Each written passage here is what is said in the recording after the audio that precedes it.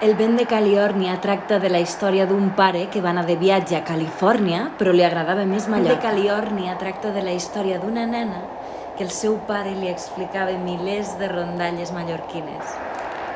El vent de California tracta de la història d'una nena que li encantava el mar, no volia anar mai cap a casa, i el seu pare li deia quan volia marxar: «Corre, filla, que ve el vent de California!» El vent de California tracta de la història d'un pare que no volia fer servir l'autoritat amb la seva filla i que li creava històries per fer-la creure.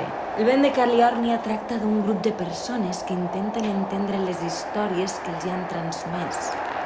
El vent de California. El vent de California. El vent de California. El vent de California. El vent de California. El vent de California. El vent de California. El vent de California.